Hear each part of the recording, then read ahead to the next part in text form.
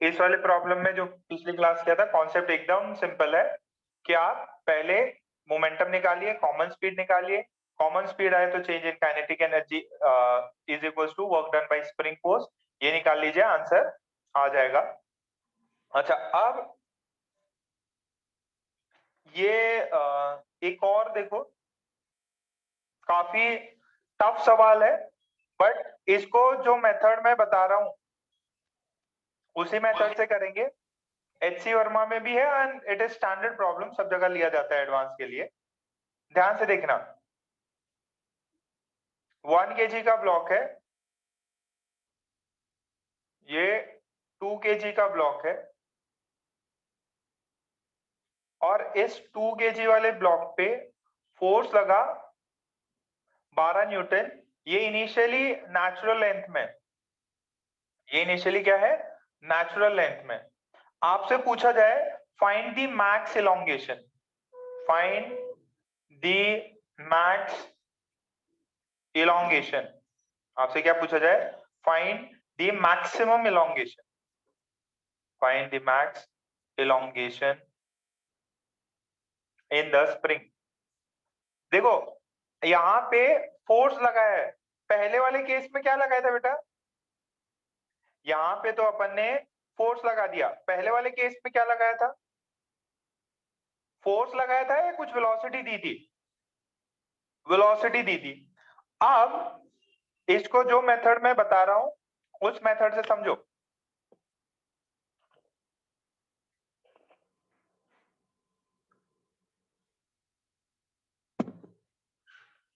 इन problems को करने के लिए अपने को सेंटर ऑफ मास फ्रेम से करना पड़ेगा, ये प्रॉब्लम्स ग्राउंड फ्रेम से नहीं सॉल्व होंगे। देखिए जरा, जब 2 kg वाले पे फोर्स लगा, जब 2 kg वाले पे फोर्स लगा तो ऑब्वियस ये खींचेगा, अगर ये एक्सटेंड होगा, इलोंगेट होगा, बट सेम यहाँ पे भी कुछ ट्रांसफर होगा, तो ग्राउंड फ्रेम से देखना बहुत मुश्किल है। तो इनके लिए अपन ने तभी ये सेंटर ऑफ मास चैप्टर निकाला। We have to solve the problem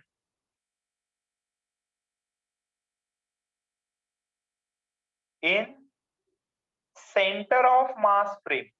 कौन से फ्रेम में सॉल्व करेंगे, सेंटर ऑफ मास फ्रेम में सॉल्व करेंगे, ठीक है। अच्छा sir, centre of mass frame में कैसे सॉल्व करते हैं, जरा फर्स्ट ये देखिए, ये जो 1 kg और 2 kg है, इनका कहीं सेंटर ऑफ मास होगा, आपको पता है बीच में, इन दोनों के कहीं पे बीच में होगा और 2 kg के पास होगा। तो मैंने कहा कि आप 1 kg और ये 2 kg, आप इसके सेंटर ऑफ मास पे बैठ जाइए, और देखिए इसके ऊपर लग रहा फोर्स 12 न्यूटन। अच्छा, इस पे फोर्स कितना है, 0, कुछ लग ही नहीं रहा। अच्छा, अगर कुछ लग ही नहीं रहा तो आप काम क्या करेंगे, आप acceleration of centre of mass निकालेंगे, acceleration of centre of mass. देखिए 2 kg, ये 2 kg है, ठीक है। अब आपको निकालना है कि एक्सेलरेशन ऑफ सेंटर ऑफ मास कितना होगा, एक्सेलरेशन ऑफ सेंटर ऑफ मास कितना होगा, सेंटर ऑफ मास का एक्सेलरेशन कितना होगा। अरे नेट फोर्स निकाल लीजिए ना, इस सिस्टम पे नेट फोर्स निकालो, नेट फोर्स एफ नेट कितना है, by total mass 12 newton, total mass कितना है 1 kg plus 2 kg 3, 12 divided by 3, 4 metre पर सेकेंड स्क्वायर। कितने को ये समझ में आया,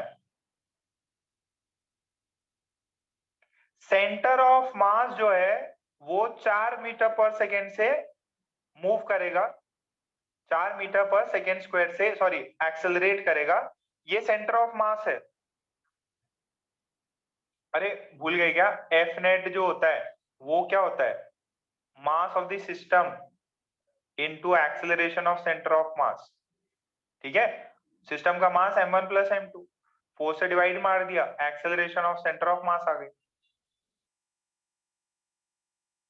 क्लियर है?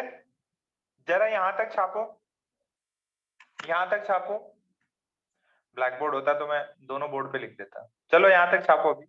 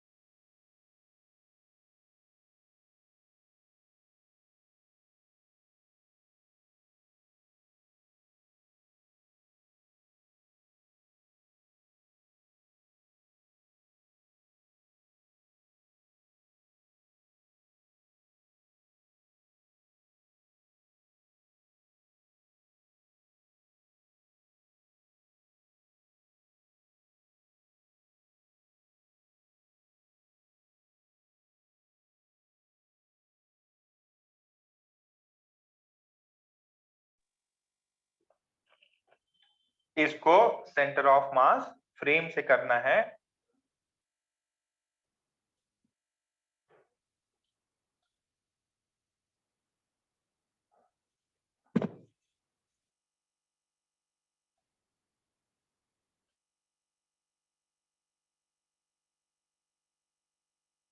फर्स्ट स्टेप है कि आप सेंटर ऑफ मास का एक्सेलरेशन निकाल लीजिए। सेंटर ऑफ मास का एक्सेलरेशन कैसे निकालेंगे sir? F net divided by total mass of the system. आगे एकदम इजी था।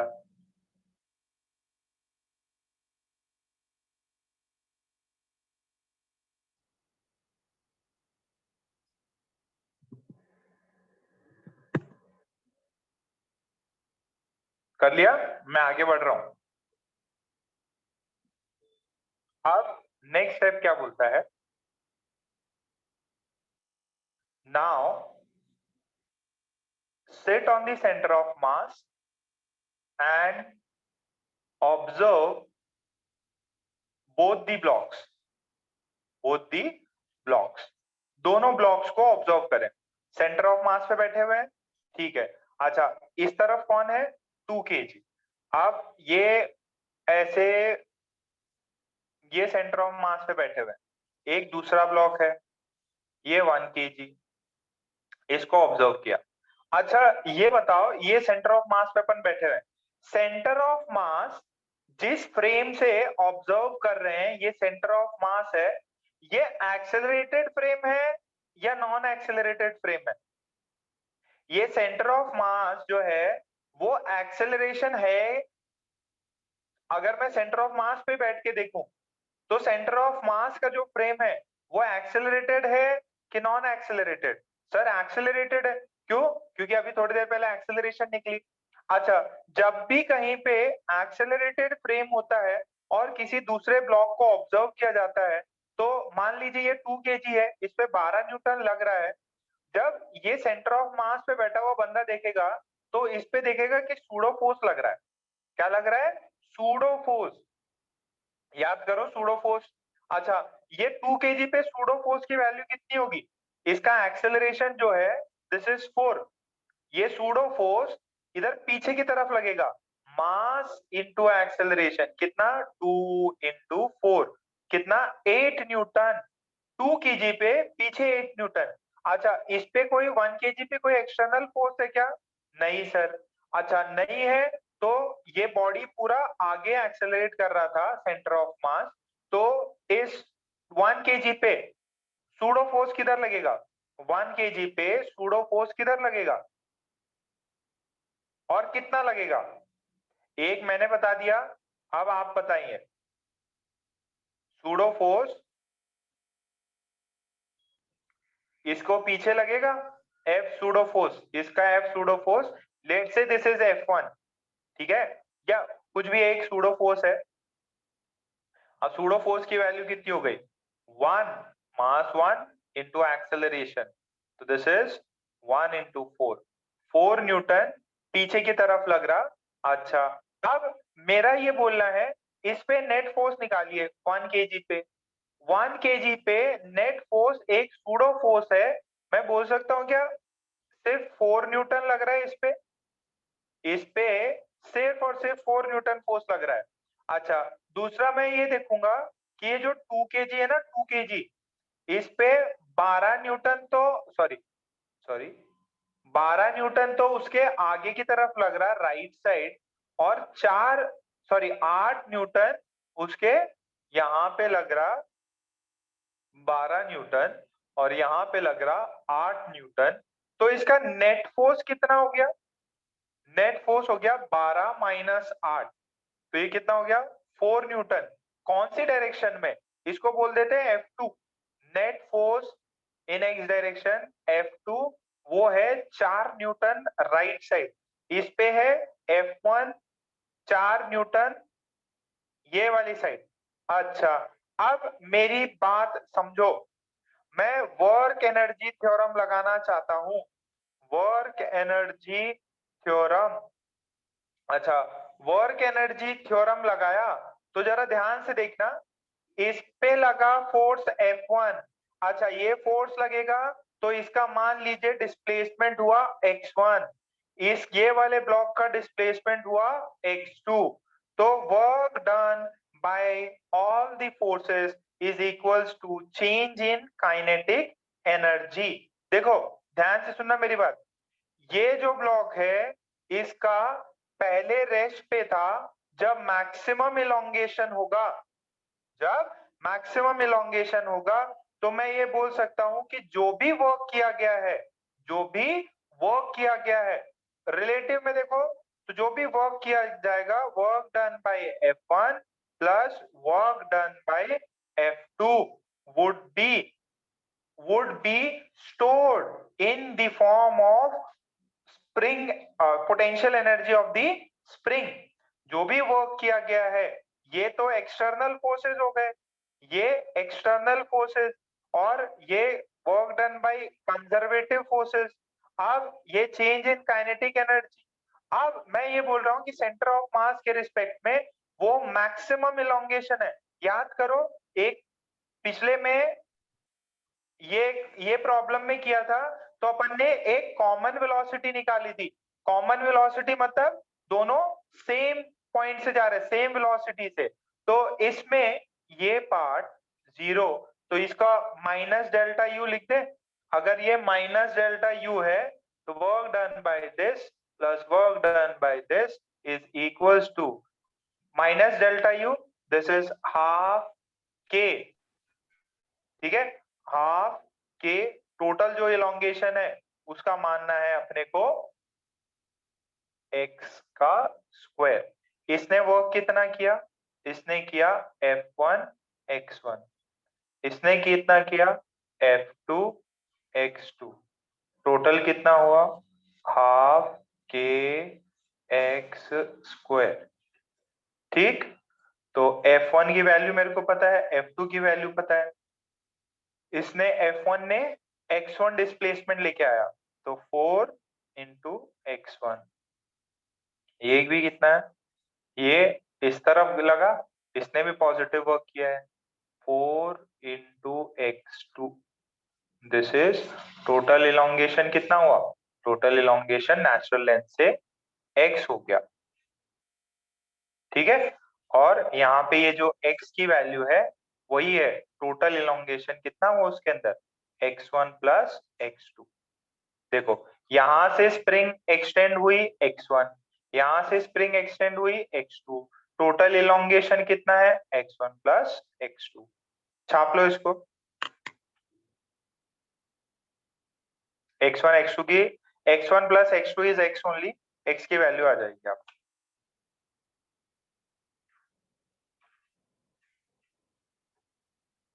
HCV में सॉल्व एग्जांपल में दिया हुआ है।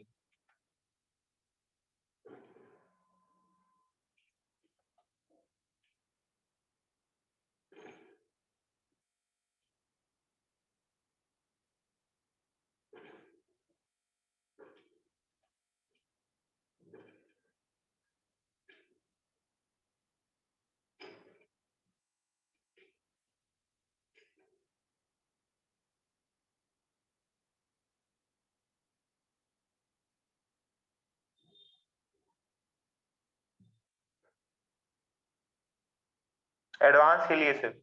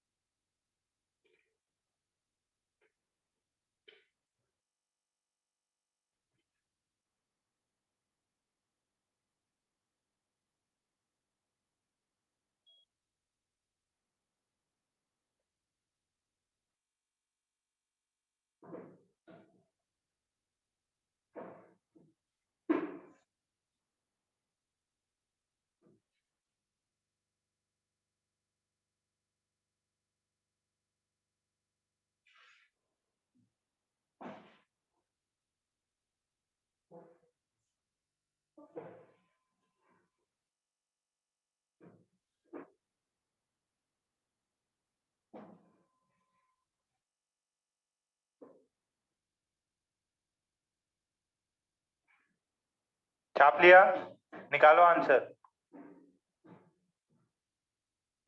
क्योंकि अपन सेंटर ऑफ मास फ्रेम से पूरा प्रॉब्लम सॉल्व कर रहे हैं, इसके वजह से अपन ने सूडो फोर्स लिया है।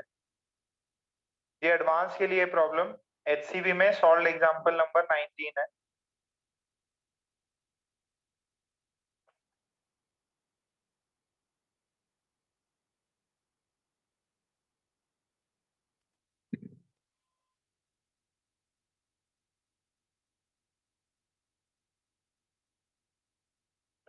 x की वैल्यू x1 प्लस x2 है।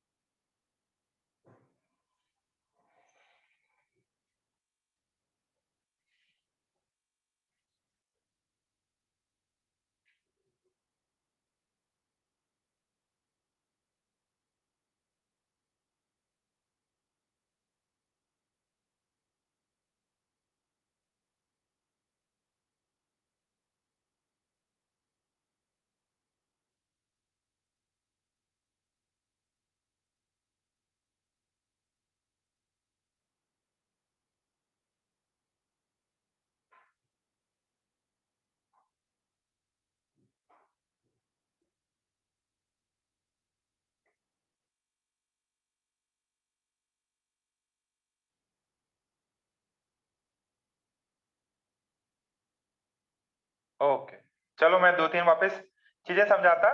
फर्स्ट अटेम्प्ट में नहीं समझ में आएगा, वेट करो।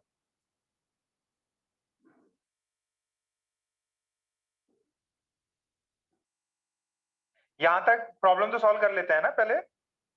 तो 4x1 plus x2 is equals to half K x का होल स्क्वायर। ठीक है, तो ये हो जाएगा 8। इसको x1 प्लस x2 को x लिख सकते हैं, this is k x square. ठीक है, तो यहां से x की वैल्यू आई 8/k, 8k की वैल्यू 100, तो x is equals to 8 centimetre. ये मैक्स इलोंगेशन है। ओके, समझाता, वापस समझाता, वेट करो, पहले आंसर निकाल लो यहां तक।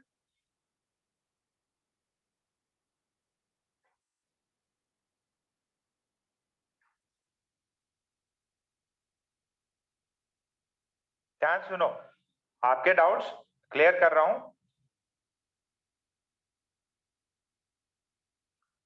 इस पे लिख भी लेना, ये एचसीवी का question number 19 only for advance.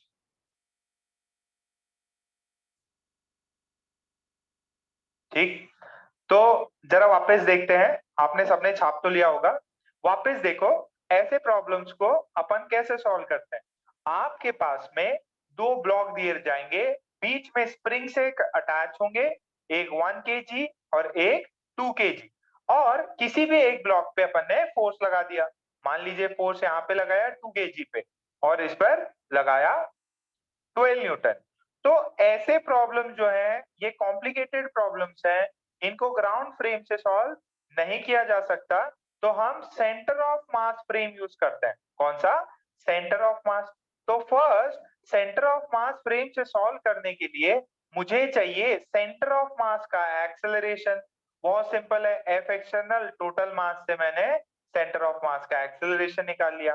अच्छा, अब मैं सेंटर ऑफ मास के फ्रेम पे बैठ जाऊंगा और दोनों ब्लॉक्स को ऑब्जर्व करूंगा।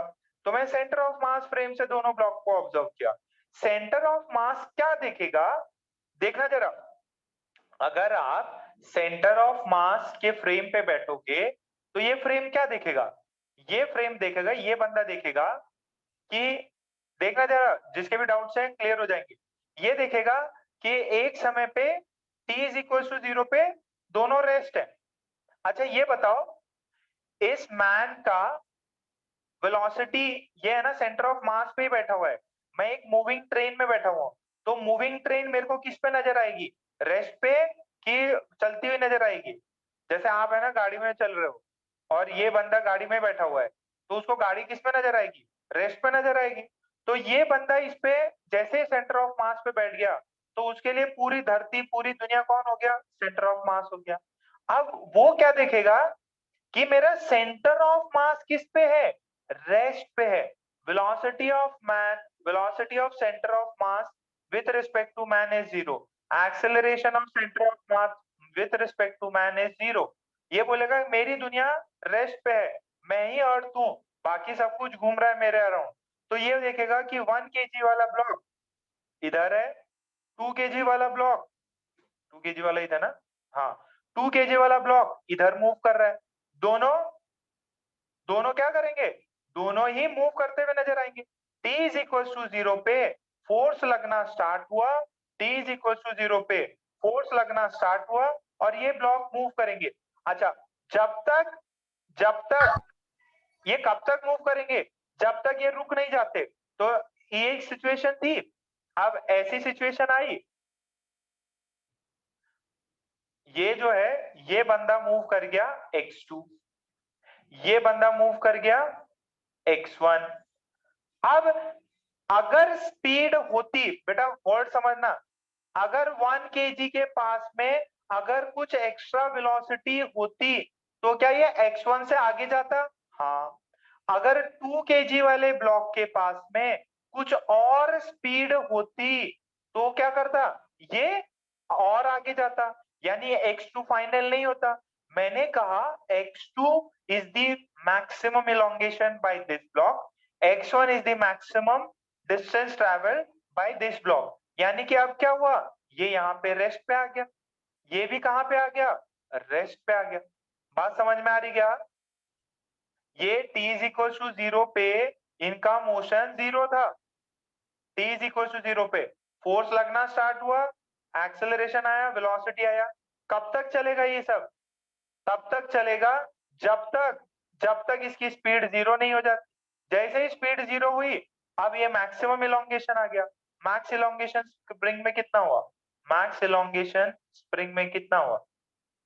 x1 plus x2। Max elongation कितना? x1 plus x2। अब इसके बाद इलोंगेशन नहीं होगा। क्या मेरी बात समझ में आ रही है? चलो, यही रीजन था कि यहां पे मैंने चेंज इन काइनेटिक एनर्जी 0 लिया। क्यों? क्योंकि मैक्सिमम इलोंगेशन इस समय पे हो गया। फोर्स तो लग ही रहे हैं, फोर्स तो लग रहे हैं। ये ऐसा इंस्टेंट है जब मैक्सिमम इलोंगेशन होता है तो दोनों ही मोमेंटरली रेस्ट पे रहते हैं। ठीक है, ये हो गई थोड़ी सी तगड़ी चीज।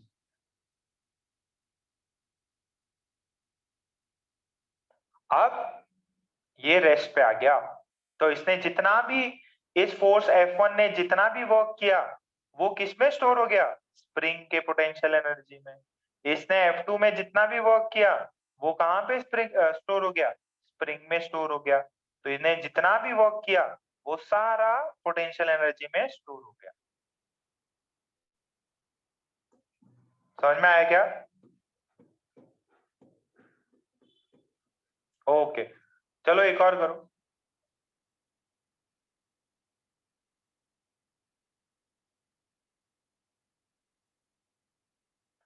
3 kg है,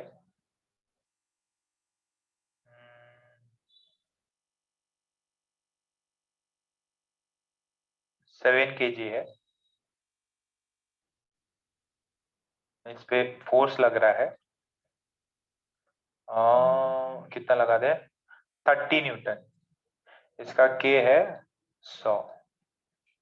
fine max compression, fine max compression in the spring. जो भी मेथड बताया उस मेथड से सॉल्व करो। Maximum compression in the spring solve करो।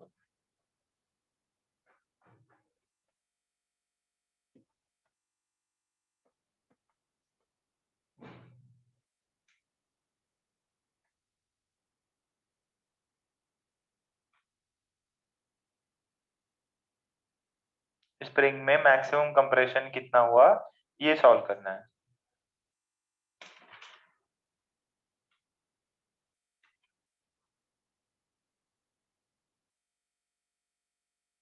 देखते हैं किसका आंसर आता है।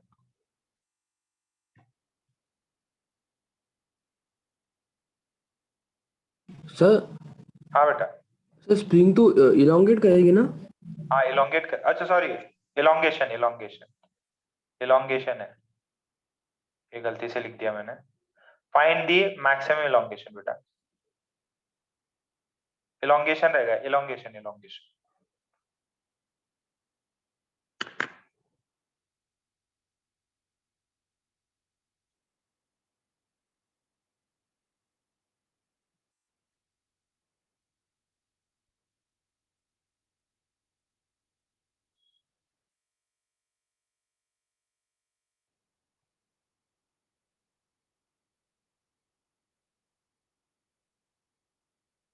करो करो करो, सेम प्रॉब्लम है, डेटा चेंज किया और कुछ नहीं है।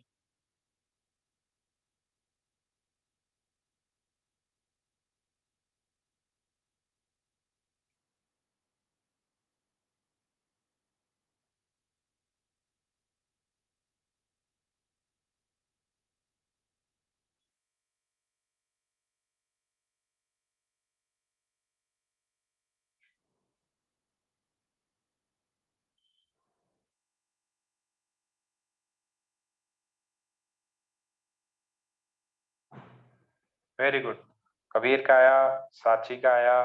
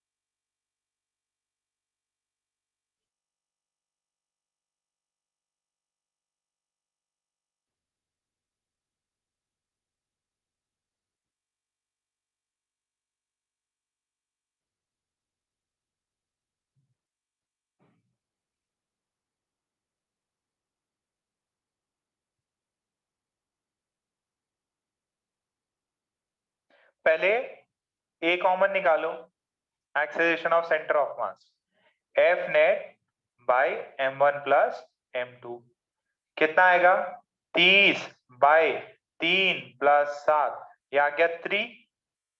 ओके, फिर क्या करेंगे, अपन F1 निकालने की ट्राई करेंगे। तो एक्सेलरेशन ऑफ सेंटर ऑफ मास इतना आ गया, तो अपन निकालेंगे इस पे F1 कितना है, F1 आएगा मास इसका 3, एक्सेलरेशन इसका 3, तो 9 न्यूटन आ गया। अच्छा, इसका इलोंगेशन मान लीजिए x1 हो रहा। फिर 7 kg का देखेंगे, 7 kg पे कितना लगाया फोर्स, 30 न्यूटन लगाया। इस पे ये कितना लगेगा, F2 सॉरी, यहाँ पे सूडो फोर्स कितना लगेगा, इसका लगेगा 7 इंटू 3, कितना हुआ 21, कितना हुआ 21। तो इसका F2 नेट कितना हो गया, इसका भी 9 न्यूटन हो रहा। कितना न्यूटन हो रहा, 9 न्यूटन हो रहा। तो इसका इलोंगेशन कितना हो गया, x2 आ रहा, इसका इलोंगेशन x2। तो F1 x1 plus F2 x2 बराबर होता है हाफ के x1 प्लस x2 का होल स्क्वायर। क्लियर है क्या? तो यहां से इसकी value 9x1 plus x2 half के x1 प्लस x2। ठीक है, x1 x2 एक बार कट गया, ये 100, तो x1 plus x2 that is x, इसकी वैल्यू आती है 0.18 मीटर्स। कितने आती है? 0.18 मीटर्स।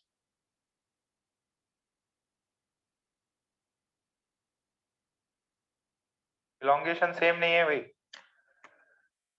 x1 x2 की वैल्यू अलग हो सकती है ना भाई।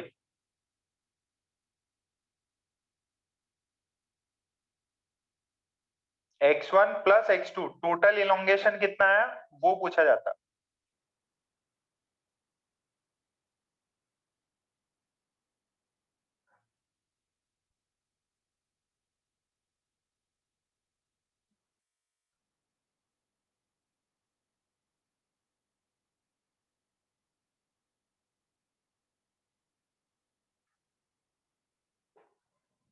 सर हाँ, सर 3 kg ब्लॉक तो सर एक तो रेस्ट पे रहेगा, नहीं तो राइट डायरेक्शन में इलोंगेट करेगा ना सर। इलोंगेट करेगा। बेटा ये कहां से देख रहे मतलब हैं अपन, कौन सी फ्रेम से देख रहे हैं? Centre of mass. Centre of मास की फ्रेम से। सेंटर ऑफ मास को क्या लगेगा, ये किधर जा रहा? पीछे की तरफ जा रहा। क्यों? हाँ सर। क्योंकि ग्राउंड फ्रेम से मत देखो इसको, सेंटर ऑफ मास की फ्रेम से देखो, तभी ये प्रॉब्लम दो लाइन में हो पाएगा। सेंटर ऑफ मास की फ्रेम से देखोगे तो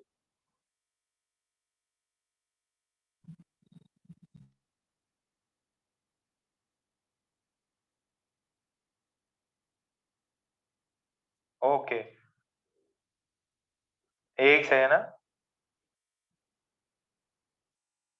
देखो वापस बता दूं, जब मैंने इसको देखा ना, क्या जब मैं सेंटर ऑफ मास की फ्रेम से बैठ के देखता हूँ ना, तो मैं देखता हूँ कि सब कुछ मैं जिस सेंटर ऑफ मास पे देखा बैठा हुआ ना, वो रेस्ट पे नजर आता मुझे। जैसा अगर अपन अर्थ पे बैठे हुए हैं तो अर्थ अपने को क्या नजर आ रही है, रेस्ट पे नजर आ रही है। बट रियलिटी में क्या है, अर्थ घूम रही है। तो अगर अपन जिस फ्रेम पे बैठ जाए, वो दुनिया, वो वो पॉइंट रेस्ट पे रहता है और बाकी दुनिया घूमती रहती है। तो जैसे ही मैं सेंटर ऑफ मास पे देखा बैठा, तो मैंने देखा कि फोर्स लगना स्टार्ट हुआ। फोर्स लगना स्टार्ट हुआ तो v कितना था? 0। तो काइनेटिक एनर्जी इनिशियल कितनी हो गई? 0। काइनेटिक एनर्जी इनिशियल कितनी हो गई? 0। फिर क्या हुआ, ये इनका एक्सटेंशन हुआ, इधर F1 फोर्स लग रहा है, इसका x1 हुआ, इधर F2 फोर्स लग रहा है, इसका x2 इलोंगेशन हुआ, इसका x2 इलोंगेशन हुआ। मैंने ये कहा कि यार जब ये मैक्स इलोंगेशन है ना, इसके बाद ये आगे मूव नहीं करेगा। क्यों? क्योंकि अगर मैक्सिमम हो गया मतलब स्पीड 0 होना चाहिए। अगर मैक्सिमम इलोंगेशन हो गया तो स्पीड 0 होता है। अगर इसकी कुछ भी स्पीड एक्स्ट्रा होती तो ये मैक्सिमम इलोंगेशन होता ही नहीं। तो मैंने ये माना कि मैक्सिमम इलोंगेशन हुआ है और इसकी स्पीड यहाँ 0 हो गई, इसकी यहाँ 0 हो गई। अगर दोनों की स्पीड उस इंस्टेंट पे 0 हो गई तो अपन क्या बोलेंगे, फाइनल काइनेटिक एनर्जी भी 0 है। तो इनिशियल काइनेटिक एनर्जी भी 0 होती, किसके फ्रेम में? सेंटर ऑफ मास के फ्रेम में। और फाइनल भी 0 होती, फाइनल भी 0 होती। इसके वजह से चेंज इन काइनेटिक एनर्जी 0 है, इसकी वजह से ये अपन सॉल्व कर पाए। अच्छा, इसका देखो एक शॉर्टकट तरीका है, फॉर्मूला याद रख लेना। कैपिटल एम है, इस पे एफ फोर्स लग रहा है, ठीक है। इसका स्प्रिंग कांस्टेंट के है, जो कि एचसीवी में डायरेक्ट दिया हुआ है। डायरेक्ट रिजल्ट याद रख सकते हो, उससे भी आपके सारे आंसर्स आ जाएंगे कि अगर इस पे ऐसा फोर्स लग रहा है और ये कैपिटल एम है, इस पे मैंने अगर इस पे अगर मैंने कैपिटल एफ फोर्स लगाया है, तो मैक्स इलोंगेशन दिया जाता है x1 प्लस x2 जो है, that is given by 2 small m capital F upon K upon small m plus capital M। इसको याद रख लेना, ये डायरेक्ट रिजल्ट है, याद कर सकते हो।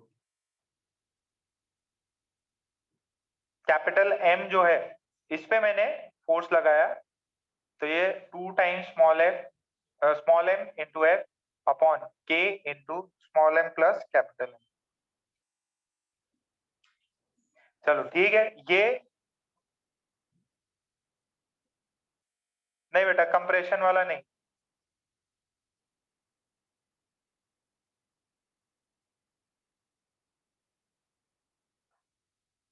कुछ और प्रॉब्लम्स है, मैं बाद में कराऊंगा इसके बाद में। तो क्या है, बस ये one of the toughest problems में है। अब नेक्स्ट पार्ट इजी है, नेक्स्ट पार्ट सभी को समझ में आ जाएगा। ये रिजल्ट याद कर लो, एक दो प्रॉब्लम्स ही हैं। जिसको नहीं समझ में आया है जेई मेंस और नीट के बच्चे, वो लीव आउट कर सकते हैं इसको, कोई दिक्कत नहीं है। अगर समझ में आ गया बहुत बढ़िया बात, नहीं समझ में आया कोई टेंशन की बात नहीं है। आपको तो शायद मुश्किल ही पूछे ये सब, जस्ट फॉर एक्स्ट्रा नॉलेज।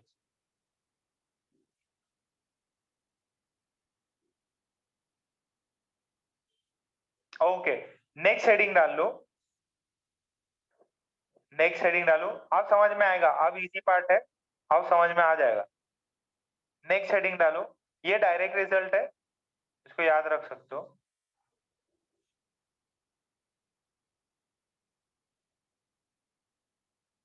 फिर उसको सॉल्व करना बेटा, सॉल्व करने की ट्राई करना।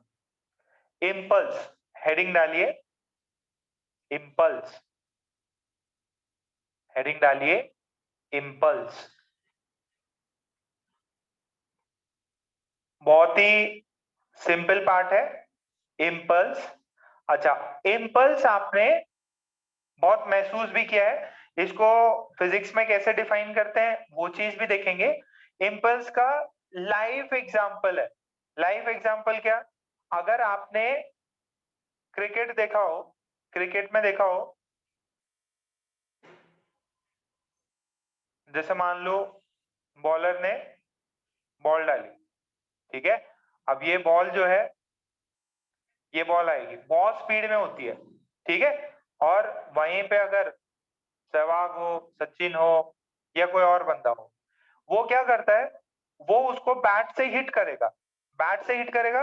मान लीजिए बॉल ऐसे राइट साइड जा रही थी, तो अगर इस बंदे ने हिट किया ना इसको, तो ऐसे हो सकता है ये बस फ्लिक भी कर देगा ना बैट को, तो वो बॉल अपनी डायरेक्शन चेंज कर सकती है, या बहुत बहुत ही कम टाइम में बहुत एक्सट्रीमली हाई फोर्स लगा दें आप, एकदम कम टाइम में। जैसे यार क्रिकेट तो खेला ही होगा ना यार, क्रिकेट तो खेला ही होगा, देखा होगा ना, एकदम बैट से शॉट लगाते हैं, खेला है क्या क्रिकेट? तो जिस समय बहुत अच्छा शॉट जाता है ना, तो बहुत तेज बॉल आए, जितनी फास्ट बॉलिंग आती उतना इजीली उसको 6 या 4 पे बैट्समैन हिट कर सकता है। तो बहुत कम टाइम में बहुत ज्यादा अमाउंट ऑफ फोर्स लगा दिया जाए, तो उसमें बैट्समैन टेंडेंसी होती है वो बॉल का मोमेंटम को चेंज कर सकता है। बॉल आ रही थी राइट साइड, ठीक है, और आफ्टर हिटिंग क्या करने लग गई, बॉल चली गई इस तरफ, बॉल चली गई इस तरफ, बॉल चली गई इस तरफ, तो left side.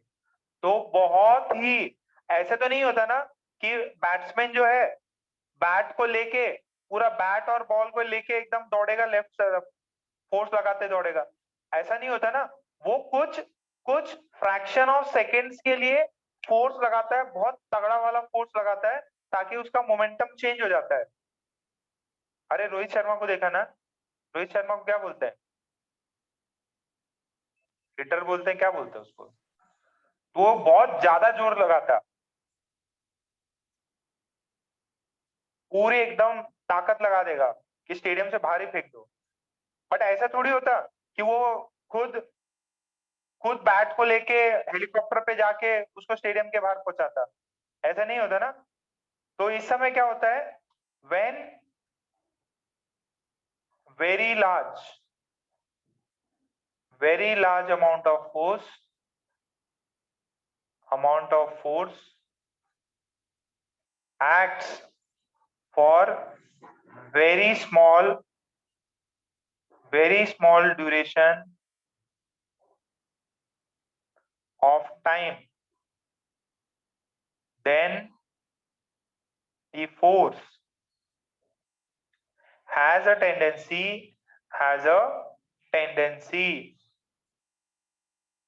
tendency to change the momentum of the body. ठीक है, इसको लिख लो.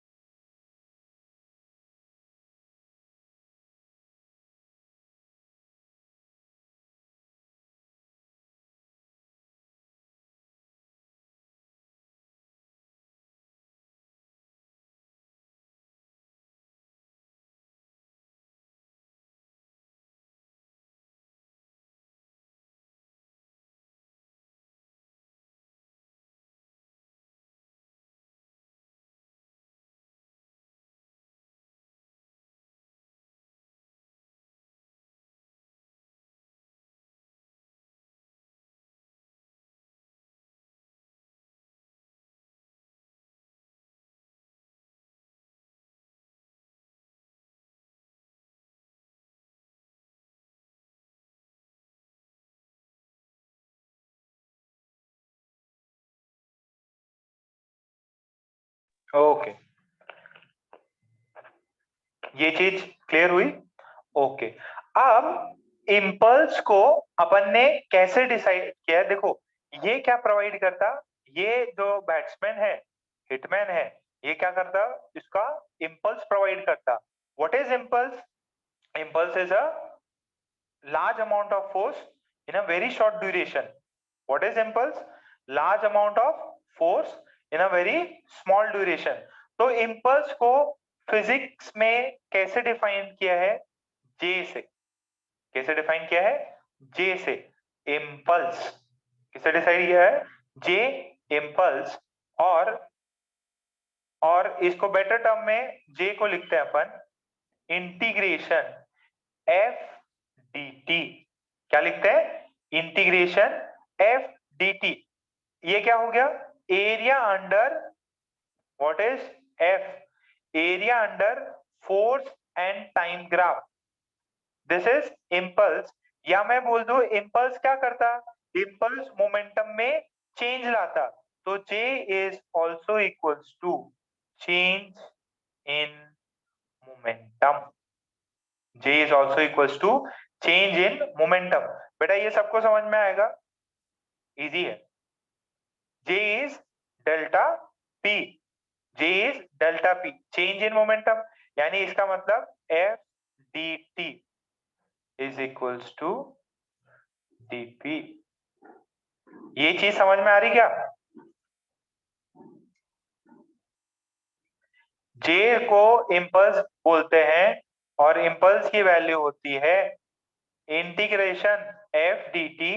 J is responsible for change in momentum of the body. J is responsible for change in momentum of the body. J is equals to delta P. Integral F dt is equals to delta P. छाप लो यहां तक।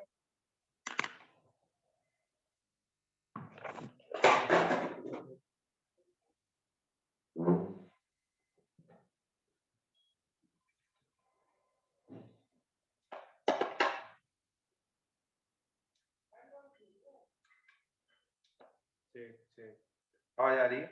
Okay.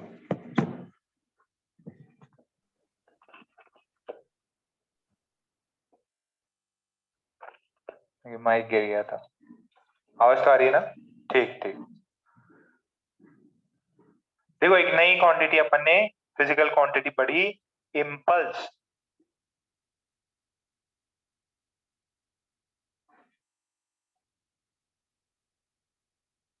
इसके भी question है।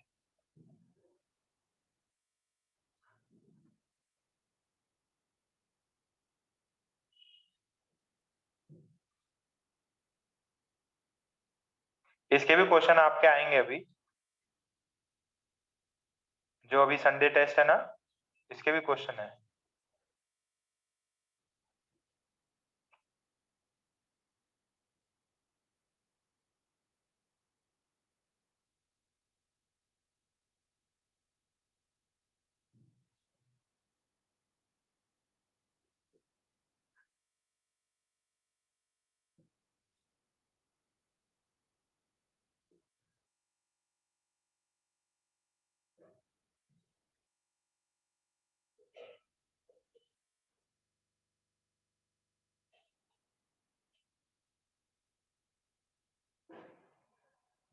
डेढ़ सौ से देखो नीचे किस किस क्या है।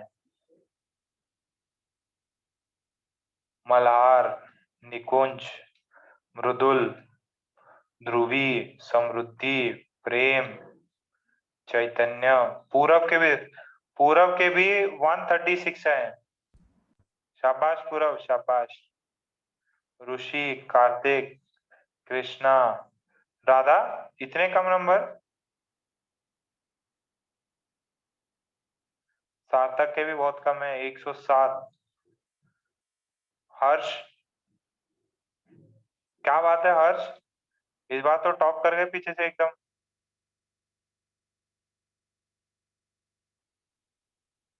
102।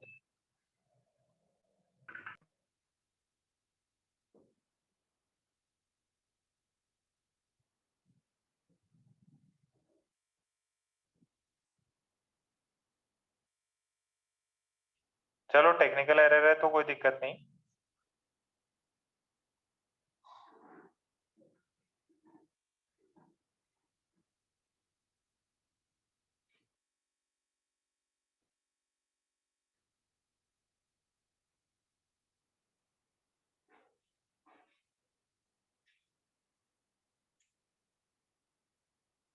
और देखो पेपर तो बन गया है, नेक्स्ट वाला संडे वाला पेपर बन गया आपका।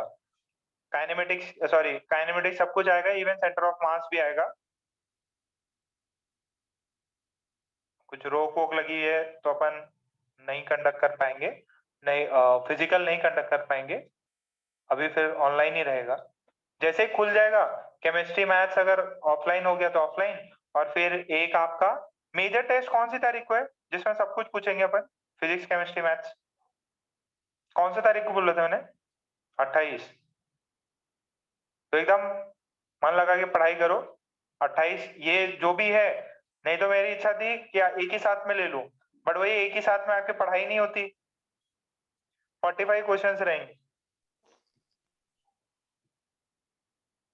दो दो क्वेश्चन, दो तीन तीन क्वेश्चन एक चैप्टर से पूछने से बढ़िया मैंने ज्यादा ज्यादा दिए।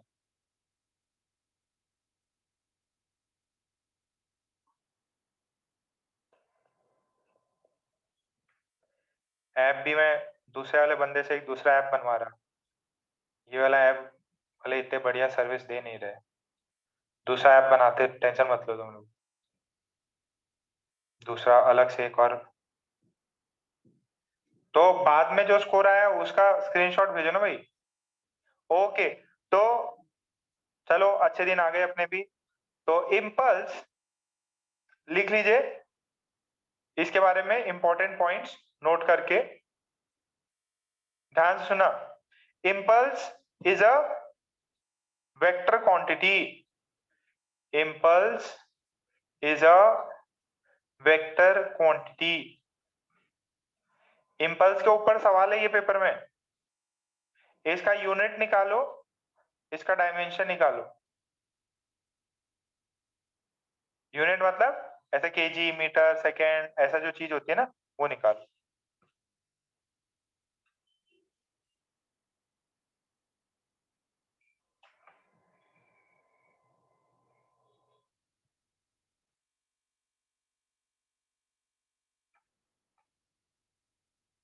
SI यूनिट निकालो फटाफट,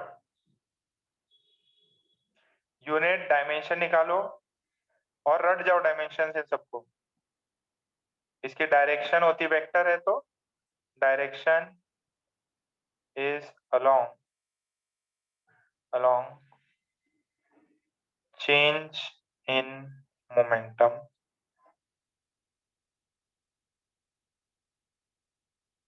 ठीक है,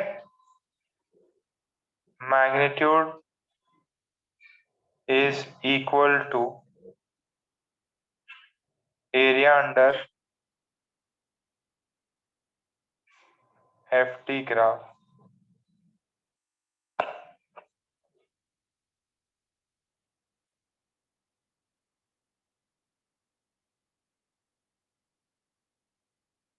केजी वेजी में करेंगे तो केजी मीटर पर सेकेंड, MLT-1 छाप लो।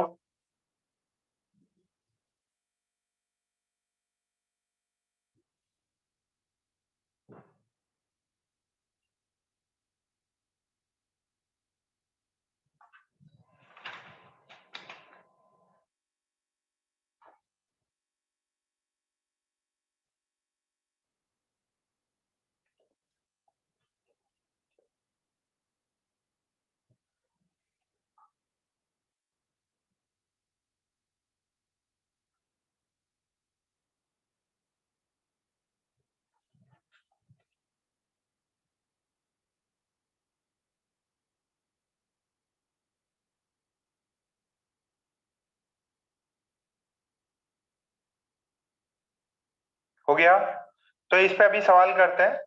थ्योरी बस इतनी सी है, थ्योरी इतनी है इसकी। अब इम्पल्स पे भी आपको अच्छे सवाल करने को मिल सकते हैं।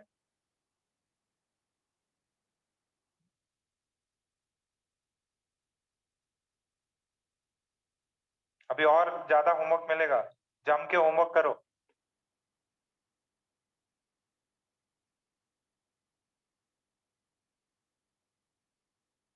एक तो चैप्टर वाइज है ना सभी के पास में, चैप्टर वाइज जैसे मेजोरिटी होमवर्क उसी से आता है अपने। चैप्टर वाइज, चैप्टर वाइज लगानी ही लगानी है और मल्टीपल टाइम्स लगानी है, तब जाके स्कोर आएगा। जो बच्चे थे अनुराग और कुछ अच्छे बच्चे, वो पूरा लगा रहे थे, उनका बढ़िया स्कोर आ गया। और जो बस अपने आप में हीरो बनते कि भैया मैं ही डॉन। एक तो ये क्या है, आजकल यूट्यूब पे बहुत कुछ मिल जाता, बहुत कई लोग होते हैं ज्ञान फैलते रहते हैं, ये कर लो वो कर लो, उन्हें आज तक खुद कुछ नहीं किया होगा, और बच्चे बैठ जाते हैं, अरे मैं ये लगाऊंगा, मैं वो लगाऊंगा, फिर मेरी ऑल इंडिया रैंक 1 आ जाएगी। ऐसा कुछ नहीं होता, बहुत मेहनत लगती है। जो कर रहे हो उसी को मल्टीपल टाइम करो, फॉर श्योर सिलेक्शन होगा।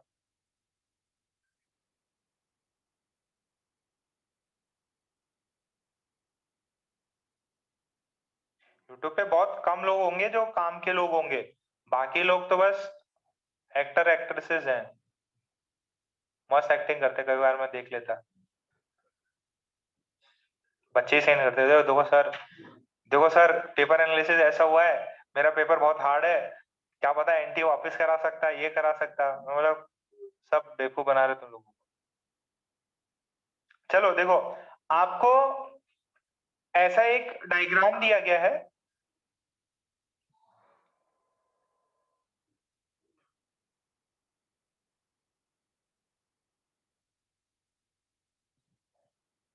ओके, तो ये डायग्राम कुछ ऐसा है कि ये है 1, ये जो है this is 0.8, this is 0.5, this is 0.2, ये जो है ये 1000 है, ये 2000 है, ठीक है, ये फोर्स है, ये टाइम है, ठीक है। आपको ये बोल रहा है a body of 2 kg is acted by the following force, by following force if initially the body has a speed of 10 meter per second, find its speed after 1 second, find its speed after 1 second, इसकी speed 1 second बाद बताइए।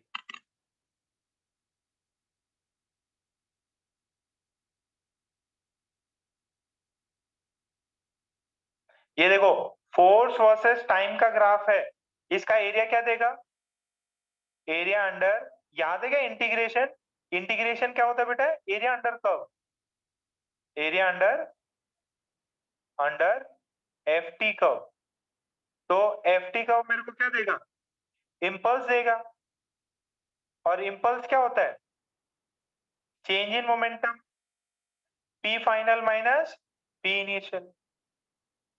Impulse निकालो बेटा, impulse की value बताओ, find impulse, impulse की value कितनी आई,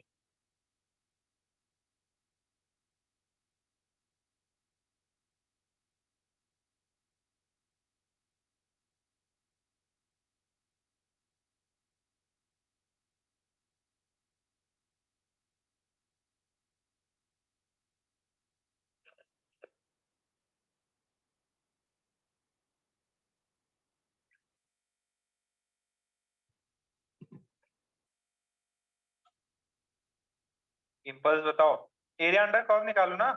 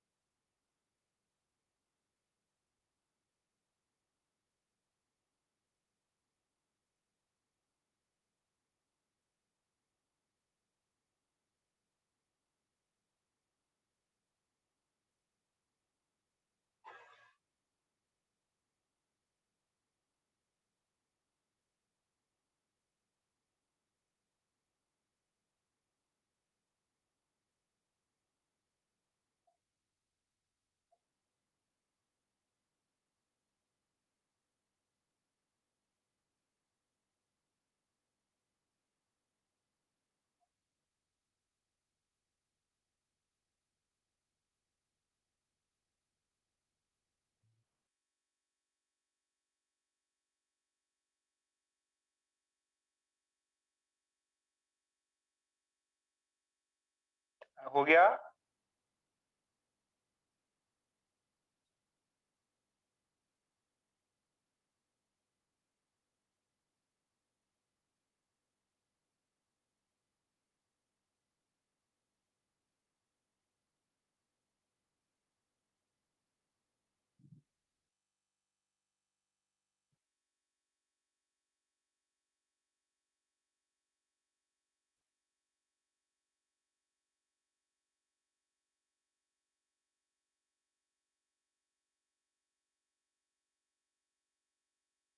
कितना आया, area under the curve, impulse,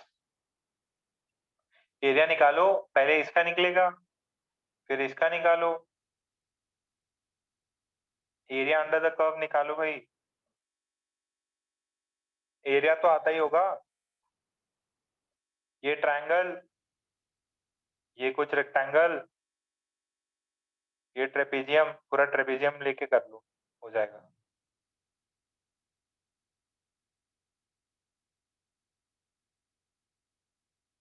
ये वाला ट्रेपेजियम और एक ये, 4 पार्ट में 4 एरिया निकालो, आंसर आ जाना चाहिए। थोड़ी सी कैलकुलेशन करो। देखो 1 2 3 आणि 4। फर्स्ट का area half base 0.2 into height 1000, फिर नेक्स्ट में कितना हो गया 0.3 इंटू 1000, फिर क्या हो गया ये वाला half into height 0.3, sum of parallel sides, parallel sides ये 1000 ये 2000, sum of parallel sides, sorry 2000, फिर ये वाले का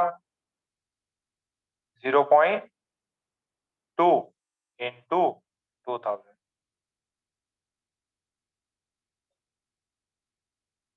आगे के सभी का आंसर, जे की वैल्यू 1350 की 1250, जे की वैल्यू 1250 की 1350, अब तो कर लो।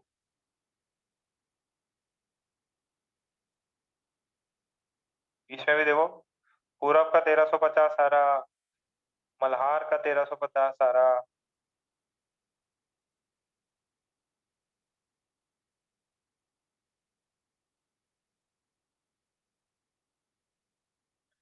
भाई जिन्होंने किया है वापस से ढंग से करो इसको, सही नहीं कर रहे हो।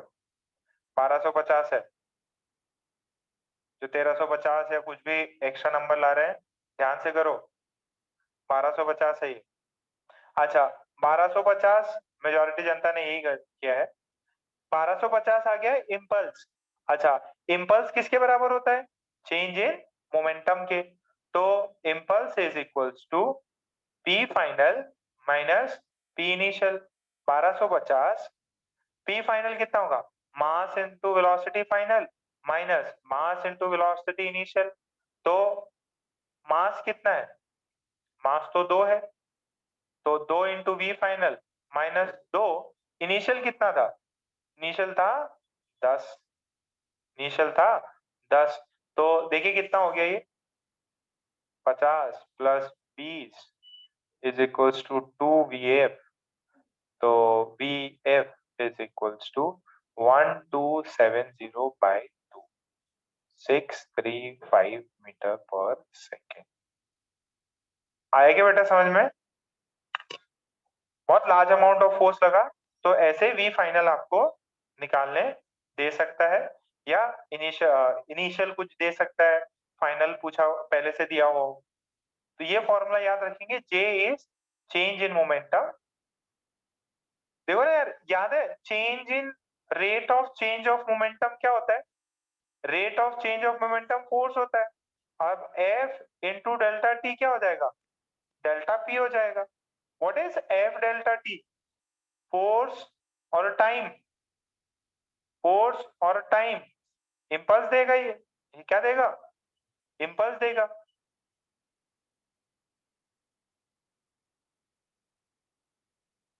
फोर्स और टाइम इंपल्स देगा। देखो इधर मैंने फोर्स निकाला, फोर्स की वैल्यू कांस्टेंट थी 1000 थी, और उसका चेंज इन टाइम से मल्टीप्लाई कर दिया, टाइम में चेंज कितना आया 0.2 से 0.5, 0.3 इंटू 1000, तो वही है।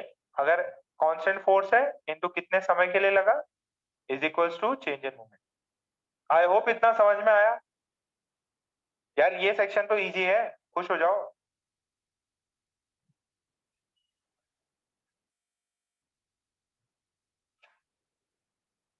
चलो कुछ और प्रॉब्लम करते हैं।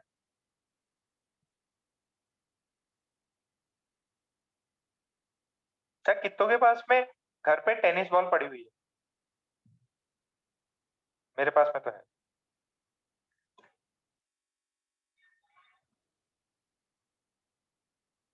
तो उसे आज खेल के देखना भाई। मैं भी खेल रहा था, मेरा तो माइक ही फूट गया।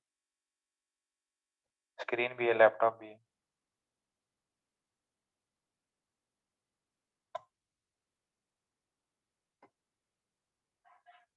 ग्रीन कलर वाली है ना टेनिस बॉल, ये देखो मस्त टेनिस बॉल है, दिख रही क्या? क्या मस्त है। तो इसे ना आप इम्पल्स इम्पल्स की बातें कर सकते हो। दीवार पे मारो, दीवार पे मारोगे वापस अपने पास आएगी। तो उस समय पे क्या किया, दीवार ने इस पे इम्पल्स डाला। तो वैसे ही आपको कुछ सवाल कराते हैं, देखो कितने लोग कर पाते हैं ये।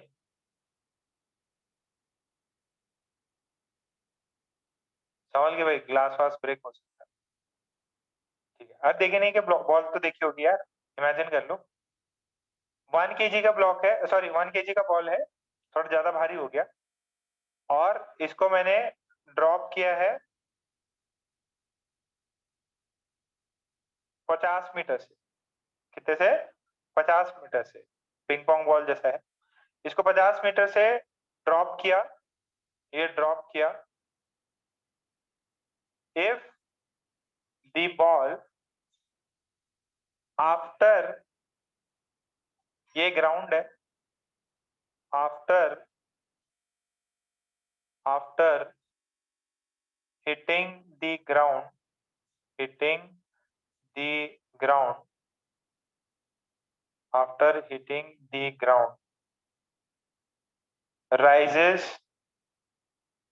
to the same height, rises to the same height, find the impulse, find the impulse exerted by the ground. Ground ने कितना इंपल्स एक्सर्ट किया ये बताना है। इसको ड्रॉप किया आपने, और ड्रॉप करने के बाद में जमीन से टकराएगी, जमीन से टकराने के बाद में सेम हाइट पे राइज कर गई। आपको बताना है कितना, आपको ये बताना है कितना इंपल्स लगा, इंपल्स कितना है, find the impulse exerted by the ground. Momentum निकाल लो, चेंज इन मोमेंटम निकाल लो, इंपल्स आ जाएगा।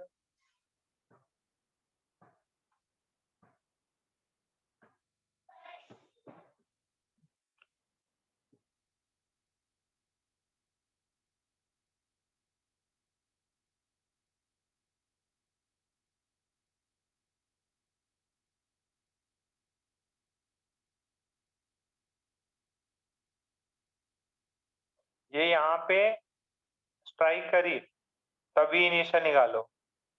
अब ये ऊपर गई और यहाँ पे जाके रेस्ट पे आ गई, ये फॉल कर रहा है, ये राइज कर रहा है। वी इनिशियल कितनी होगी जब ये 50 मीटर से फॉल कर जाए, तो वेलोसिटी कितनी होगी?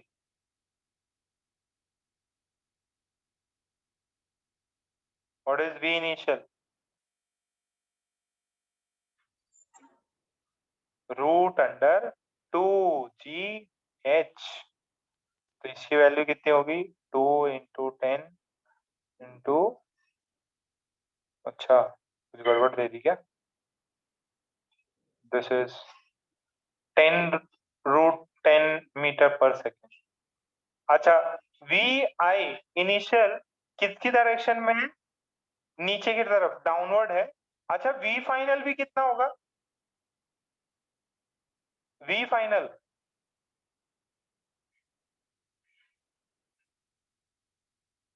वी फाइनल, अरे जितना सेम हाइट राइज करने के लिए सेम ही होगा, 10√2 ही होगा। अब चेंज इन मोमेंटम कितना है? चेंज इन मोमेंटम कितना है?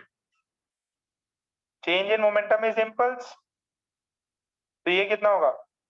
P final minus P initial, P final minus P initial. Sir P initial, ये बताओ कोई माइक ऑन करे, कार्तिक माइक ऑन करो बेटा। पी फाइनल कितना होगा? Yes sir. पी फाइनल कितना होगा बेटा? Sir MV final. m into V final और p initial sir MV initial. m v initial. तो इनका वैल्यूज डालो तो वैल्यू कितनी आएगी, j की वैल्यू कितनी आएगी? सर 10√10। 10 रूट मास से भी मल्टीप्लाई करना पड़ेगा ना बेटा? सर मास 1 kg है ना, तो मास 1 kg है क्या? ओके, तो मास 1 kg है, तो 10√10 माइनस 0 नहीं 10√10। आएगा क्या? नहीं सर। क्यों? अरे v फाइनल की वैल्यू सेम, v इनिशियल की वैल्यू सेम, 0 क्यों नहीं आ रहा? हाँ सर 0 आएगा, मतलब sir total. Total impulse 0, total impulse 0, तो चेंज इन मोमेंटम कुछ नहीं हुआ Kartikeya. Yes sir. Total change in momentum कितना आया? 0, तो इम्पल्स कितना आया? 0। अच्छा, अगर इम्पल्स 0 हो गया मतलब कुछ भी एक्सर्ट नहीं किया, फोर्स कुछ भी नहीं किया। Yes sir. अगर इम्पल्स 0 मतलब ग्राउंड ने कुछ भी फोर्स नहीं लगाया, अगर ग्राउंड ने यस। कुछ भी फोर्स नहीं लगाया, बट बॉडी तो ऊपर जा रही है, पहले नीचे जा रही थी अब ऊपर जा रही, तो कुछ ना कुछ तो लगाया होगा। ये मिस्टेक कहाँ पे आ रही? नहीं चमक रहा ना? मिस्टेक आ रही साइन में। देखो v इनिशियल जो है वो सर माइनस नेगेटिव आएगा। j कैप में है, v फाइनल ऊपर जा रहा है, तो this is in plus j cap. ये जो है ये माइनस j कैप में था, बस ये डिफरेंस है और आप समझ नहीं पाए। ठीक है, तो मास v फाइनल 10√10 फाइनल में कितना है? Plus j cap minus of 10√10 minus j cap. तो ये माइनस माइनस प्लस हो जाएगा, माइनस माइनस प्लस हो जाएगा, तो डेल्टा p की वैल्यू आ जाएगी, डेल्टा p की वैल्यू आ जाएगी 20√10। डायरेक्शन क्या है? j cap. डायरेक्शन क्या है? j cap. और वैसे कितना? kg मीटर पर सेकेंड। इतनी बात सबको समझ में आई? अरे कितनों का आंसर सही है? 0 नहीं है, ये 20 है।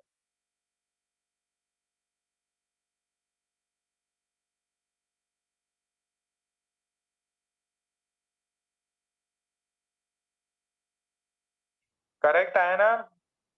इम्पल्स जो है ज्यादा से ज्यादा इसमें आपको साइन में घुमा सकता है, और तो क्या ही करेगा बेचारा। ये सेक्शन है जिसमें आप क्वेश्चंस कर सकते हो। देखो पुराने सेक्शन में भी कर सकते थे, बट किस लेवल के क्वेश्चन नहीं कर सकते वो डिपेंडेंट है ना? क्या ज्यादा हार्ड टाइप के हैं तो मेंस वाले बच्चे, सीटी वाले बच्चे ना करें उनको। मेडिकल के लिए तो ऐसे जरूरी नहीं है, मेडिकल तो रटे हुए चीजें हैं, वही आती है।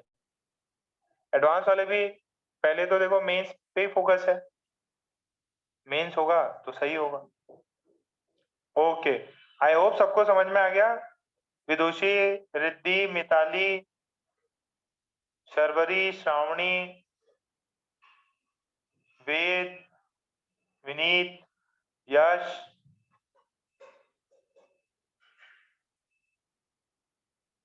क्लियर है बेटा?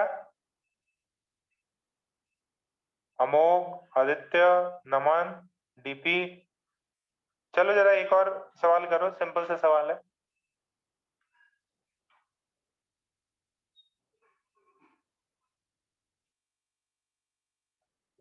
ऋषि है क्या? ऋषि,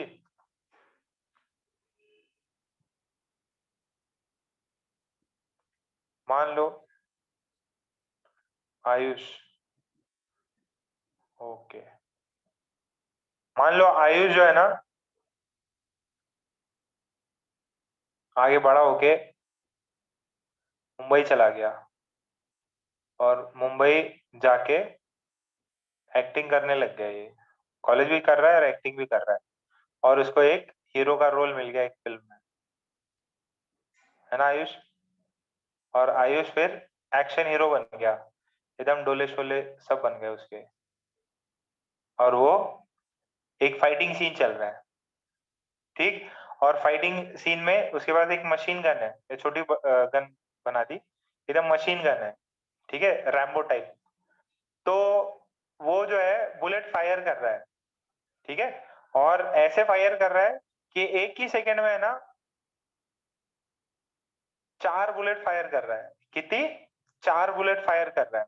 तो आपको ये बताना है कि एवरेज फोर्स आयुष को कितना लगाना है ताकि वो गन उसके हाथ में रहे, ठीक है। सो लिखो मिस्टर आयुष, ओहो स्पेलिंग माफ कर देना भाई, mister Ayush while filming for a stunt fires bullets of 50 gram from a machine gun, if he fires 4 bullets in 1 second and each bullet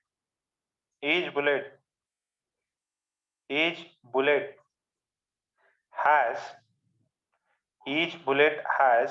a speed of, भयंकर स्पीड है, 1 किलोमीटर पर सेकेंड।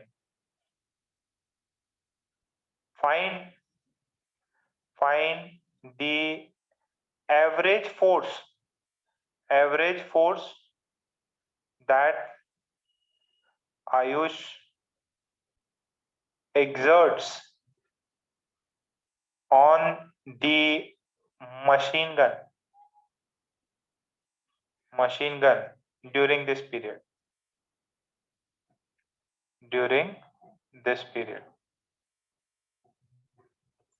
निकालना है, निकालो जरा।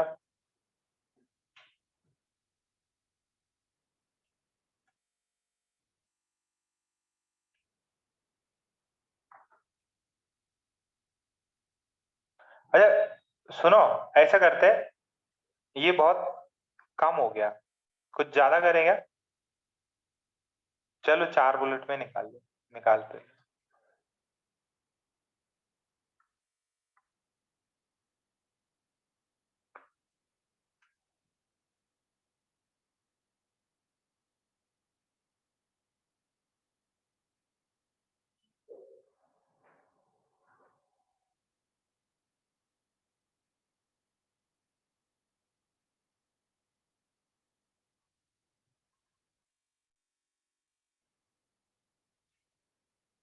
एकदम इजी से चिंदी से सवाल है यार। आयुष निकालो।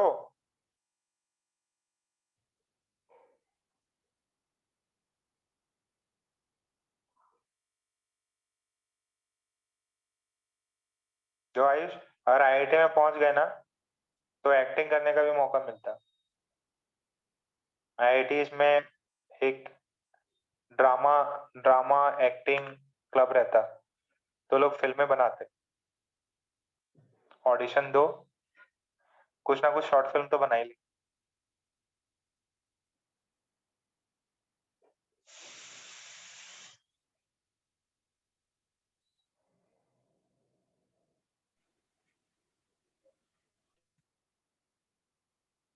अरे इतना हार्ड है क्या? वेरी गुड मल्हार, निकुंज।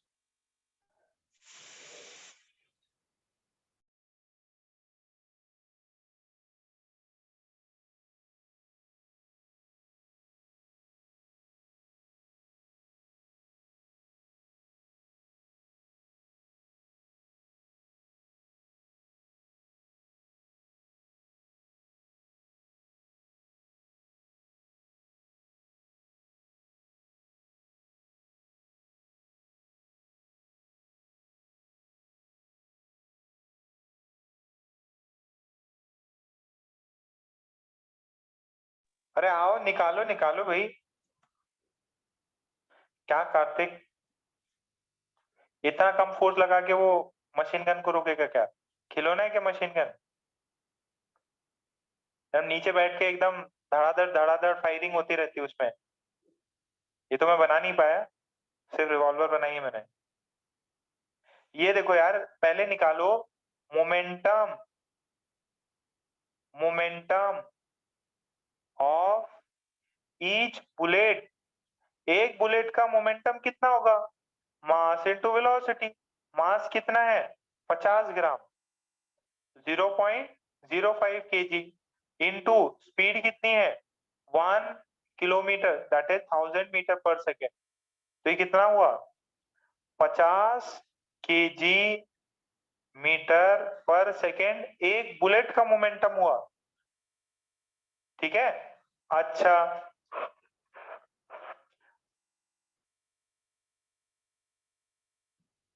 तो ये बताओ, एक सेकेंड में कितनी बुलेट फायर हो रही है?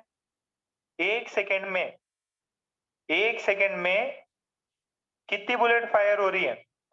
तो जितना 4 बुलेट फायर हो रही है, तो एक बुलेट का मोमेंटम इतना, तो 4 बुलेट्स का मोमेंट एक सेकेंड में कितना आया? एक सेकेंड में, प्रति सेकेंड की बात है ना ये। एक सेकेंड में कितनी 4 बुलेट फायर हो रही है?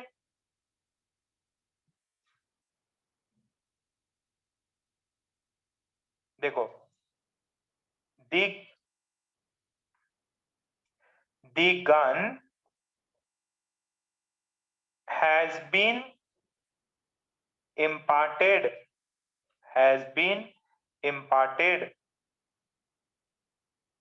the same impulse by the bullet,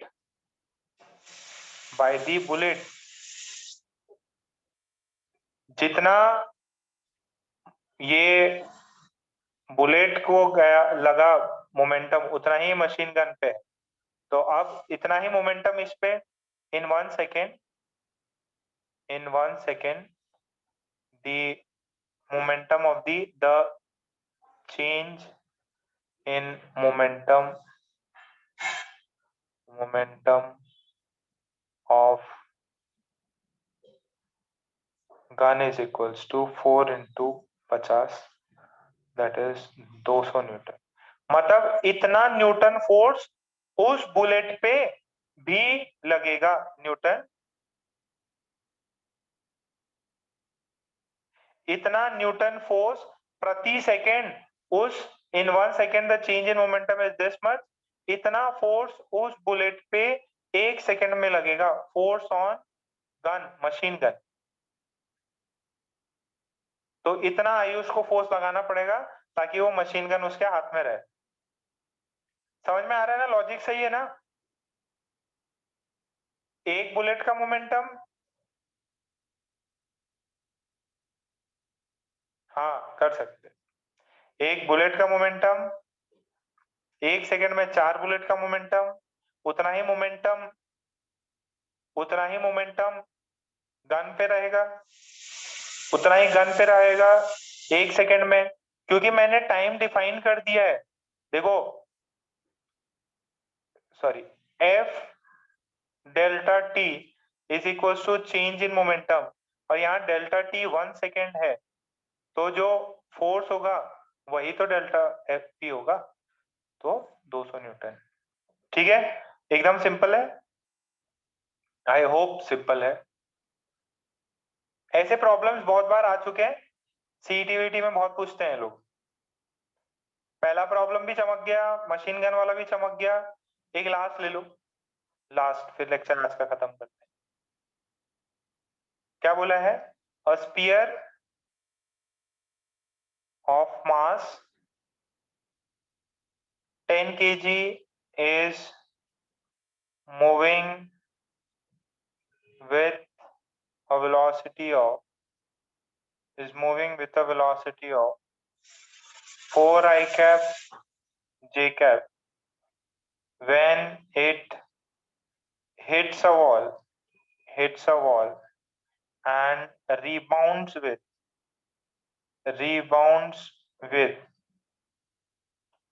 velocity I cap plus 3j cap. Find impulse it receives. उसने कितना impulse receive किया ये बताओ. फाइंड करो जरा. उसने कितना impulse receive किया ये बताओ.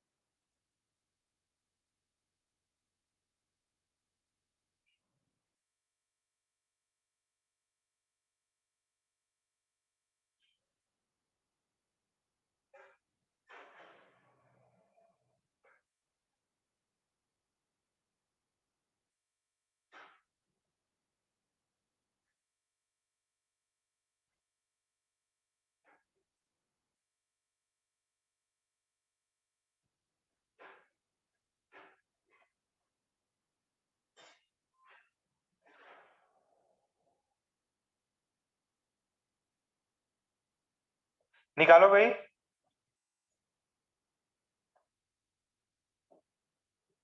आई कैप जे कैप में निकालो. J is equals to P final minus P initial. Very good. Final कितना है?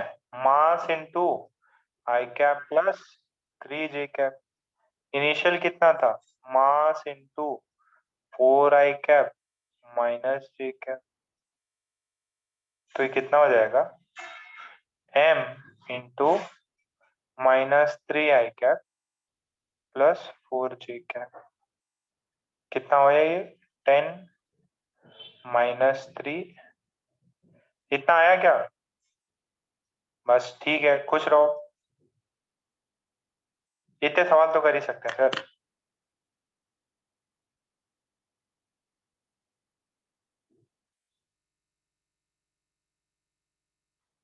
ठीक है. तो इम्पल्स क्या है? एक वेक्टर क्वांटिटी है जिसका मैग्नीट्यूड निकालते हैं एरिया अंडर द कर्व से और डायरेक्शन होती है चेंज इन मोमेंटम के बराबर. ठीक है. तो यहाँ तक पार्ट समझ में आया क्या? जो भी आज वापस की जो भी प्रॉब्लम की है वापस करना एक बार. और जो होमवर्क दिया है अभी और आपको एक्स्ट्रा होमवर्क मिल जाएगा इस पे. तो आपको इम्पल्स के सवाल भी आज ही लगा के सॉल्व करने हैं और सेंड करना है मेरे को. अपन 15 मिनट में आपका ऑर्गेनिक का लेक्चर स्टार्ट करते हैं. ठीक है. आज स्टार्टिंग वाला थोड़ा टफ पार्ट था, उसको वापस देख लेना, बट वो सिर्फ एडवांस के लिए था. HC वर्मा है. प्रॉब्लम नंबर 18 सॉल्व एग्जांपल और 19 दोनों देखना, समझ में आ जाएगा वापस. ठीक है. छुट्टी वुट्टी कुछ भी नहीं है अभी तक, पढ़ाई करो बस.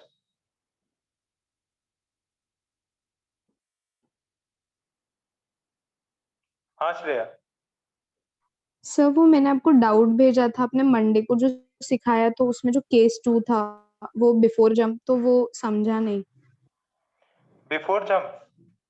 अच्छा. हाँ सर. सर वीडियो लेक्चर उसमें देख लो ना. बिफोर, सर मैंने देखा, मैंने आपको उसी दिन भेजा था. मतलब वो बिफोर जंप वेलोसिटी कैसे होंगी? वो अगर जंप ही नहीं करेगा तो उसकी वेलोसिटी तो ट्रॉली की वेलोसिटी होगी ना. नहीं बेटा, गलत सोच रहे हो. विथ सर तो respect to before jump velocity मतलब कैसे? बिफोर जंप मतलब जो ट्रॉली की वेलोसिटी थी जंप से पहले उसके रिस्पेक्ट के बाद ये डेटा दिया हुआ है कि जो पहले ट्रॉली चल रही थी उसकी स्पीड के रिस्पेक्ट में वो बंदा इतनी स्पीड से कूदा. और दूसरा है आफ्टर जंप, मतलब वो जब कूद गया और ट्रॉली की कोई स्पीड हो गई.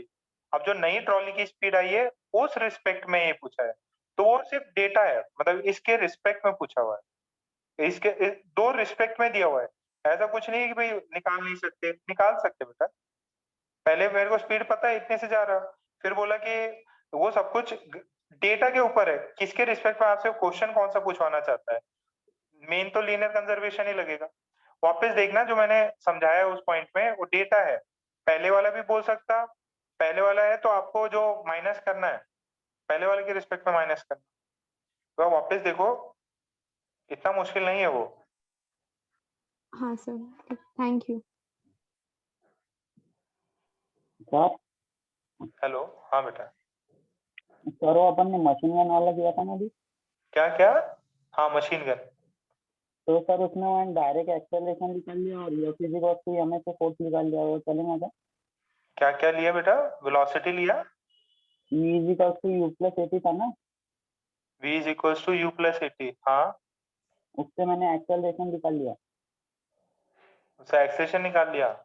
हाँ, फिर और ma से फोर्स निकाल लिया, उसका 200 ही आया था। 400 ही आता। 200 चेंज इन मोमेंटम से निकालना था बेटा। तो इनिशियल 0, देखा था। फाइनल कुछ v स्पीड हो गई इतने टाइम में। ठीक है, आंसर सही आ रहा है। ठीक, बट मेन जो है ना फोर्स की इक्वेशन वो भी यहीं से आती है कि आप rate in change of momentum लगा रहे। सैटरडे को छुट्टी नहीं है भाई? हाँ भाई। तो वो मशीन गन वाले केस में अगर आयुष जिसको फायर कर रहा वो भी बहुत अरे हाई ये स्पीड सब से भाग, ये सब क्वेश्चन मत पूछो यार। तो ये तो इम्पल्स से रिलेटेड ही है ना? इम्पल्स क्या, तुम बोल रहे हो कि उस बंदे को बुलेट नहीं लगेगी? नहीं लगेगी, नहीं पेन ज्यादा नहीं होगा ना? पेन ज्यादा है, अब मैं कैसे पता करूं कि पेन ज्यादा लगेगा कम लगेगा? उसको रोक फोर्स लगेगा कि सर भाई क्योंकि उसका कोई बंदा जा मोमेंटम, रहा है हाई स्पीड। अगर उस बंदे की स्पीड जितनी एक किलोमीटर से ज्यादा स्पीड है उस बंदे की, तो हो सकता है कि जस्ट उसको टच करके जाए, उसमें अगेन रिलेटिव लगेगा। सर ऑब्वियस है क्योंकि कि अगर तुम भागते हुए जा रहे हो, किसी चीज को भागते हुए पकड़ लो और कोई रेस्ट में पकड़ने में दिक्कत तो रहती है। चेंज इन मोमेंटम का ही है। अब pen person to person vary करता है। हाँ, फोर्स की वैल्यू मैं बता सकता हूँ, फोर्स इतना लगेगा। अब उसपे पेन हुआ नहीं हुआ वो उसके ऊपर डिपेंड, बंदा है, बच्चा है, बड़ा है, उसके ऊपर डिपेंड है ना। पेन वाला वर्ड सही नहीं। नहीं सर मतलब उस पे जो फोर्स लगेगा अगर वो ज्यादा वेलोसिटी से भागेगा तो वो फोर्स कम होता जाएगा ना, क्योंकि हाँ, मोमेंटम चेंज इन ज्यादा मोमेंटम चेंज कम होगा ना। चेंज इन मोमेंटम ऑब्वियस है कम है। अगर कोई ऐसा बंदा है, ठीक है, ये ऑलरेडी 10 से जा रहा है और कोई ऐसे बॉल आ रही है 12 से आ रही है, ये भी आगे भाग रहा है, ये भी आगे भाग रहा है, तो ऑब्वियस है इसको रिलेटिव में दो दो में ही चेंज लाना पड़ेगा, क्योंकि इसके रिस्पेक्ट में जो है वो 2 से ही आ रही है। इसको अगर रोकना होगा तो इसको कम फोर्स लगाना पड़ेगा, चेंज इन मोमेंटम इसमें कम होगा रिस्पेक्ट में, है ना, बंदे के रिस्पेक्ट में। अगर एक कोई बंदा ये रेस्ट पे है और ये कोई 12 की मीटर पर सेकेंड की बॉल को रोक रहा है, तो ऑब्वियस है उसको चेंज इन मोमेंटम ज्यादा करना पड़ेगा। इसमें रिलेटिव वेलोसिटी 2 होगी, इसमें रिलेटिव 12 होगी, तो चेंज इन इम्पल्स जो है वो ज्यादा होगा। स्पीड रिलेटिव है ना, वो बात सही है। Clear sir.